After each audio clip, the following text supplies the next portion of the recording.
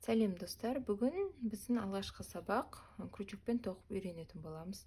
Крючокпен тоқу үшін бізге крючок және жіп қажет болады. Бірінші біз крючокты қалай таңдауымыз керек. Крючок әртүрлі болады, оның миллиметрлер болады, 2,5 миллиметр мысалға, мына крючок менде 2,5. Бұмен мен кружевалар, салфеткалар тоққан кезде қолданамын. Мына бір крючок 6 миллиметр. Міне ұшы, бұмен кардигандар, нымшалар тоққан кезде қолдансақ болады. Ал мына бір крючок 3,5 миллиметр. Менің постоянно қолданып жүретін крючогым. Бұл крючокқа біраз жыл болып қалды. Бір 15 шақты жылдай болды десем де қателеспеймін, өте шыдамды. Бұл крючокты таңдаған кезде біз ұшына мән беруіміз керек. Ұшы үшкір болады, үшкір болу қажет осылайынан. Ал егер бұның ұшы тупой болатын болса, біз жіпті петлядан шығарған кезде толық шығармауы мүмкін. Сол жақтан қиындық туындауы мүмкін. Сондықтан ұшы осылай үшкір болған крючоктарды таңдағанымыз жөн. Неден бастаймыз тоқманы? Бірінші біз петлялар жасаймыз. Ол үшін біз бірінші осылайынан как бы ө әрпін жасап аламыз. Үлкен болсын, кіші болсын, бәрібір.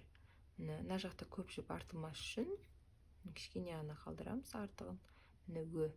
Мына жіп астыңғы бетте жату керек, астыңғы. И осыны ө астында жатыр, міне ортасынан осылайынан суырып аламыз. И тартқан кезде мына жіпті бас бармағымызбен және сұқ саусағымызбен ұстап, мына жіпті бұл осылайынан тартып, осылайынан бір ілмек жасап аламыз. Келесі ілмек жасап болғаннан кейін біз жіпті жақсылап ұстап алуымыз керек. Ол үшін бізге міне сұқ саусақпен үлкен саусақтың ортасынан жіпті жүргіземіз. Және сұқ саусақтың үстінен келеді жіп. Міне осылайынан. Келесі біз бас бармақпен және ортаңғы саусақпен біз жіптің бас жағын ұстап отырамыз. Бас жағын сосын жай тоқылған кезде осы да жылжып отырады. Міне, енді мына оң қолмен крючокты ұстап, қалай ілеміз? Міне, жіп, міне ілмек, жіптің астынан өтіп, осыған ілінетіндей жағдай жасаймыз. Крючокқа ілінетіндей осылайынан жағдай жасаймыз. Бұл жерде көбінде жіпті толықтай емес, бастапқы кезде жартылай алып қалуымыз мүмкін. Сондықтан бұл жерде практика керек. Бірнеше рет қайталап, жасап, сөгіп, қайта тоқып, солайынан жасап көргеніңіз дұрыс. Міне, мен бірінші бір петля тоқып көрсеттім. Міне астынан аламыз және соны ұстай отырып шығарамыз. Міне, бізде бір петля пайда болды. Бұны тым бос тоқуға да болмайды, өйткені біздің жасалып жатқан дүниеміз бос болып кетеді.